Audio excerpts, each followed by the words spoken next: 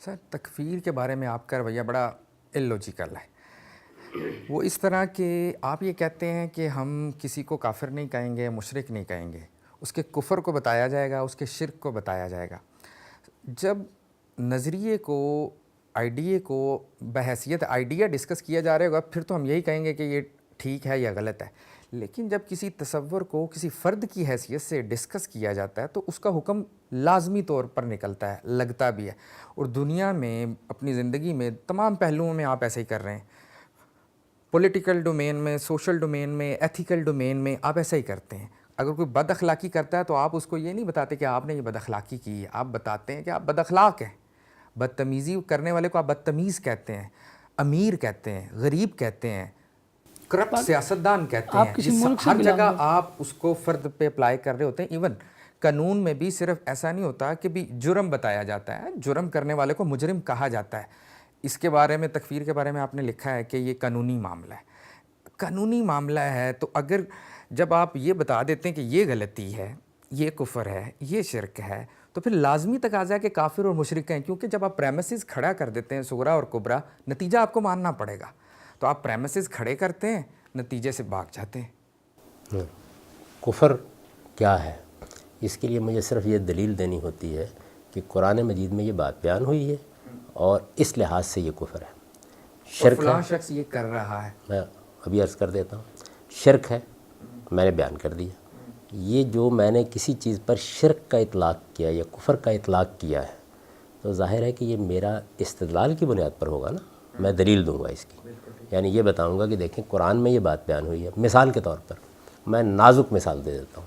میں نے وحدت الوجود کے بارے میں اپنی کتاب میں لکھا ہے کہ یہ شرک ہے، صراحت کے ساتھ لکھا ہے. اچھا، وحدت الوجود کو میں کیسے شرک کہتا ہوں اس کی دلیل دے دوں گا. ایک فرد اس کا قائل ہے، سوال یہ ہے وہ اس کو شرک سمجھ کر اس کا قائل ہے. اگر وہ آپ کے نظریے کے مطابق تو شرک ہے تو کرنے والا مشرک تو ہوگا. اس کا مطلب یہ ہوا کہ میرے اور اس کے درمیان اس چیز کو شرک قرار دینے میں اختلاف ہو گیا. اب جب اختلاف ہو گیا تو اس کا مطلب یہ ہے کہ ایک دلیل اس کے پاس بھی موجود ہے. اب میرے پاس اس کے اوپر حکم لگانے کے لیے کیا دلیل ہے؟ یعنی کیا مجھے کوئی آسمانی اتھارٹی ملی ہے؟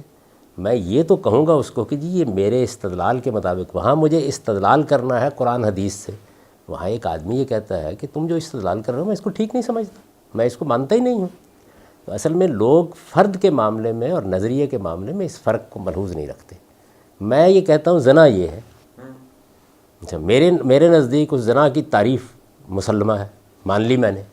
ایک دوسرا آدمی کہتا ہے کہ یہ زنا نہیں ہوا. قانون کی عدالت میں یہ بحث ہوگی یا نہیں ہوگی؟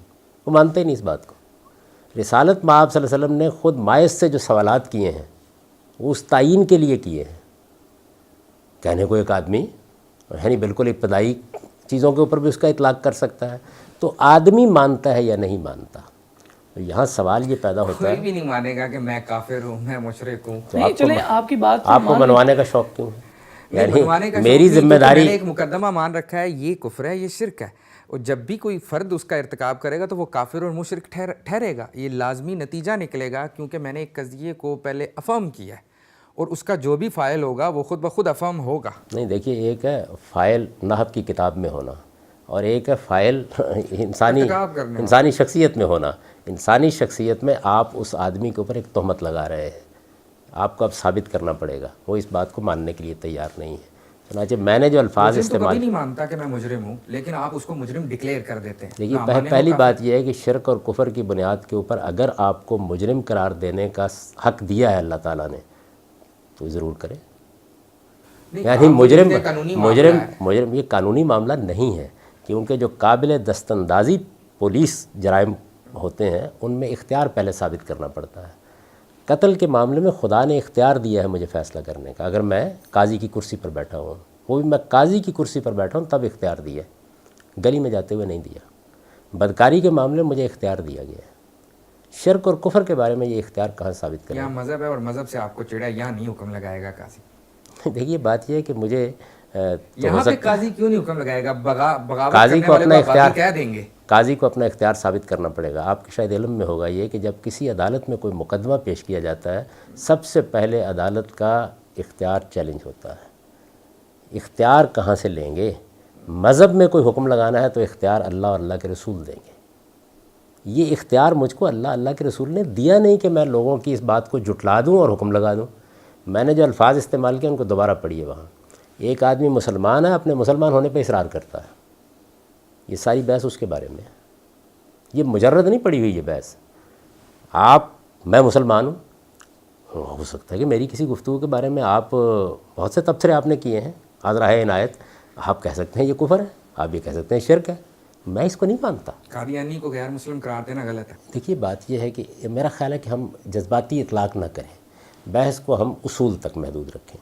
اصول کی بات یہ ہے کہ آپ کو دوسرے کے بارے میں جب فیصلہ کرنا ہے، نظریے کے بارے میں فیصلہ کرنے کے لیے مجرد استدلال کافی ہے. وہ تو ٹھیک ہے. لیکن جب فرد کے بارے میں آپ کو فیصلہ کرنا ہے تو فرد یا تو آپ جو کہہ رہے ہیں اس کو مانے گا. بھئی ایک آدمی کہتا ہے جی ہاں میں مشرک ہوں، جی ہاں میں کافر ہوں، جی ہاں میں غیر مسلم ہوں، تو بحث ہی نہیں ہے. یعنی میں کون سا اس کا دفاع کر رہا ہوں کہ اب آپ نہ مانیے. لیکن وہ کہتا ہے نہیں میں کافر نہیں ہوں، میں مشرک نہیں ہوں. اب کیا کریں گے؟ اب اصل میں حکم لگانا ہوگا نا اس کے اوپر. یہ اتھارٹی میرے پاس ہے نہیں، اللہ اور رسول نے مجھ کو نہیں دی، اس لیے میں اپنے حدود سے تجاوز نہیں کرتا.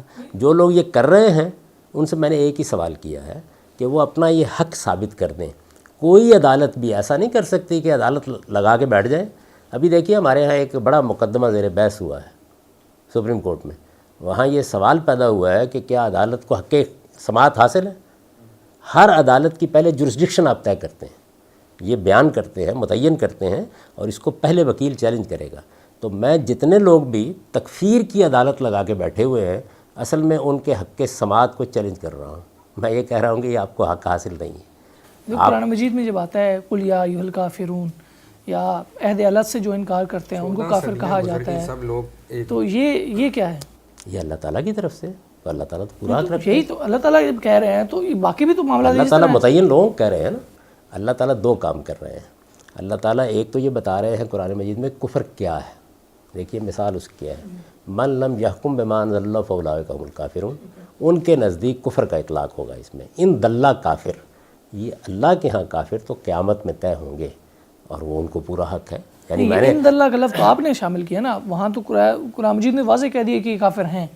ان اللہ کا لفظ تو آپ نے شامل کیا. وہ اللہ ہی بیان کر رہا ہے، اسی لیے ان اللہ کہہ رہا ہوں. نہیں تو یعنی آپ کے سامنے نظر آئے گا، اللہ بیان کرے گا. نہیں مجھے نظر کیسے آئے گا؟ اللہ کہہ رہا ہے، اللہ تعالیٰ یہ بیان کر رہا ہے کہ دیکھیے یہ ہے، یہ لوگ جو یہ اس طرح کریں گے، اب وہ لوگ جو ہیں وہ خدا کے سامنے جا کے اپنا عذر پیش کریں گے کہ جی ہم نے یہ کیا ہے، ہم نے یہ نہیں کیا. جب وہ میرے سامنے آئیں گے تو میں ان کو بتاؤں گا کہ یہ آپ نے کفر کا ارتکاب کیا ہے. یہ بتانے سے تو میں انکار ہی نہیں کر رہا. سوال یہ وہ انکار کر دیتے ہیں. میرا تو سوال یہ ہے کہ وہ انکار کر دیتے ہیں. اللہ تو کہہ سکتا ہے جھوٹ بول رہے ہو. نہیں آپ کو ان کے انکار کو دیکھنے کا کس نے کہا ہے؟ اصل بات تو یہ ہے کہ آپ جب سمجھتے ہیں، جب قرآن مجید نے کہہ دیا کہ جو لوگ اللہ کو حکم نہیں مانتے یا اللہ کے احکامات کو نہیں مانیں گے تو وہ کافر ہوں گے. یہ اصول میں بیان کر دوں گا، میں بھی بیان کرتا ہوں. آپ دیکھیں میرا جو مضمون ہے جو بہت معرض بحث میں آیا، جوابی بیانیہ، اس میں نے بھی یہی آیت نقل کی ہے اور یہ بتا دی ہے کہ ہم اپنے حکمرانوں کو یہ بتائیں گے کہ یاد رکھو قرآن میں لکھا ہوا ہے من لم یحکم بما انزل اللہ فاولئک هم الکافرون. یہی آیت نقل کی ہے. یہ میں اجمال میں بتاؤں گا، اصول میں بیان کروں گا. اب میرا مخاطب حکمران جو ہے وہ یہ کہتا ہے کہ میں نے کفر کا ارتکاب نہیں کیا. اس کے بعد کیا کروں گا؟ اس کے بعد مجھے اس کے اس انکار کو، یہ انہوں نے فرمایا ابھی بیچ میں کہ مجرم کو انکار کا حق نہیں. مجرم سے سب سے پہلے پوچھا یہی جاتا ہے. ہر عدالت پہلا سوال یہ کرتی ہے کہ تم اپنے آپ کو مجرم سمجھتے ہو؟ وہ اعتراف کر لیتا ہے، بات ختم ہو جاتی ہے. انکار کر دیتا ہے، وہ انکار کر دیتا آ جاتا ہے تو اس کو وہ انکار کرتی ہے. تو اب سوال پیدا ہوتا ہے کہ کیا عدالت کو حق حاصل ہے کہ اس کو مجرم قرار دے؟ اب یہ سوال پیدا ہوتا ہے. اب شہادتیں آئیں گی، اب بحث ہوگی. میں یہ کہہ رہا ہوں یہ حق مجھے آپ ثابت کر دیں کس نے دیا ہے. اچھا تو میرے لیے اگر یہ ثابت کر دیں قرآن مجید سے تو میں یہ کام کل سے کرنا شروع کر دیتا ہوں. اصول بتائیں گے، اصول کی اپلیکیشن کوئی نہیں ہوگی. اصول کی اپلیکیشن جس دائرے میں مجھے کرنے کا حق دیا گیا ہے، میں ایک دوسرے آدمی نے انکار کر دیا نا اس کا. یعنی میں نے اس کے بارے میں ایک بات کہی ہے، میں تو آپ میرے پاس بیٹھے ہوئے ہیں اور آپ کہہ سکتے ہیں کہ تم جھوٹ بول رہے ہو. میں یہ کہتا ہوں نہیں، آپ کی یہ تہمت ہے. ابھی آپ نے بے شمار الزامات مجھ پر لگا دیے، تو یہ سارے کے سارے محض آپ کے لگا دینے سے ثابت نہیں ہو جائیں گے. میں ان کا انکار کر رہا ہوں نا. تو اب آپ کے پاس وہ اتھارٹی ہونی چاہیے کہ میرے انکار کے باوجود آپ اپنے مقدمے کو ثابت کر کے مجھے سزا دے سکیں. وہ اتھارٹی کس کے پاس ہے؟ اچھا آپ یعنی ایک اور آپ کے رویے میں تضاد یہ ہے کہ ایک طرف آپ یہ کہتے ہیں تکفیر نہیں کر سکتے، جیسا آپ کہتے ہیں میرے پاس اتھارٹی نہیں ہے، لیکن آپ تصوف کو متوازی دین کہتے ہیں. تصوف کو، صوفیوں کو نہیں. دیکھیے وہاں بھی میں بالکل کنسسٹنٹ ہوں. میں نے تو جتنے بھی جلیل القدر صوفیہ ہیں ان کا ذکر بہت احترام سے کیا ہے. یعنی ایک مسیحی کو آپ کافر نہیں کہیں گے؟ مسیحی کو کافر اس وقت کہوں گا دوسرا دین ہے جب وہ اقرار کرے گا نا اس کا. ہاں جی کہ میں مسیحی ہوں، وہ غیر مسلم ہے.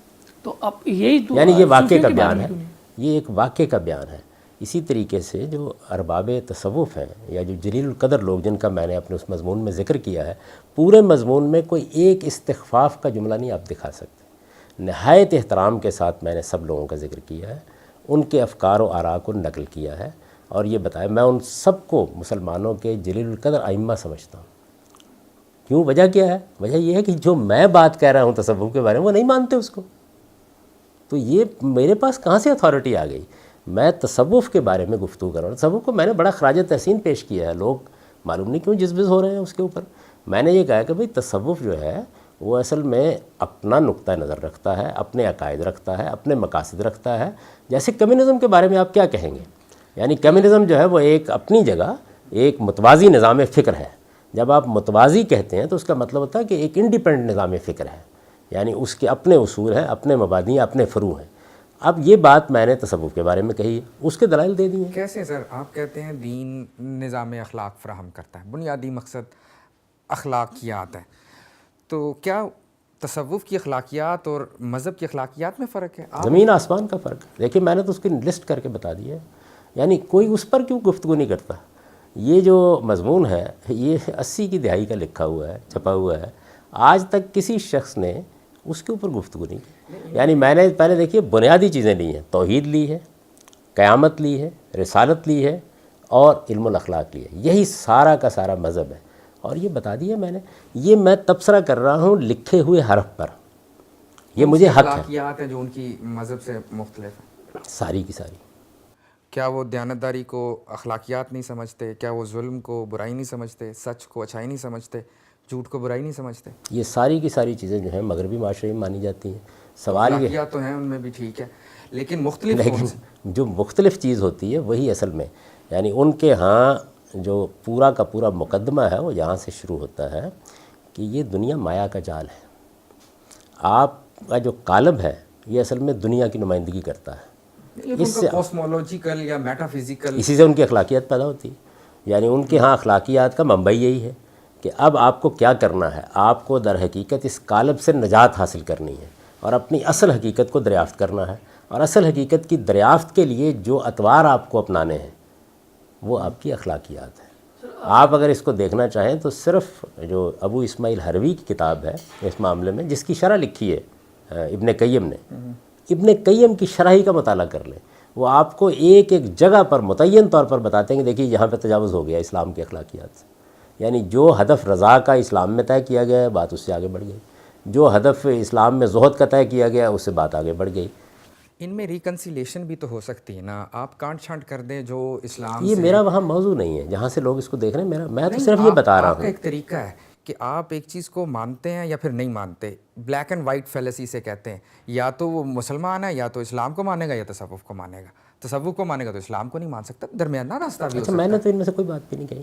یہ دیکھیے دلچسپ بات یہ ہے میرا رویہ بالکل مختلف ہے. آپ جب ان کو متوازی دین قرار دے رہے ہیں اس کا مطلب ہے کہ آپ اس کو بالکل سیپریٹ کر رہے ہیں. تصوف کو میں نے افراد پر کوئی تبصرہ نہیں کیا اور میں اس کو نہیں کروں گا اور نہ اس کا قائل ہوں کہ کیا جائے. نہ آپ کو حق دیتا ہوں نہ اپنے آپ کو حق دیتا ہوں.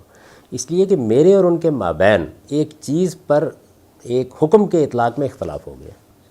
کیا شاہ ولی اللہ اس کو مانتے ہیں جو میں نے رائے قائم کی ہے؟ امام غزالی اس کو مانتے ہیں جو میں نے رائے قائم کی ہے؟ آج بھی بہت سے لوگ نہیں مانتے. تو مجھ کو کیا حق ہے کہ میں ان لوگوں کے اسلام اور ایمان کے فیصلے کروں؟ میرا کام یہ ہے کہ میں یہ بتاؤں کہ یہ چیز کیا ہے. دیکھیے اس چیز کو بتانے کے لیے مجھے صرف استدلال کرنا ہے. فرد کے معاملے میں مجھے اس کے اقرار یا انکار کو صحیح یا غلط ثابت کرنا ہے. اس کے میرے پاس رائے ہی نہیں ہے. لیکن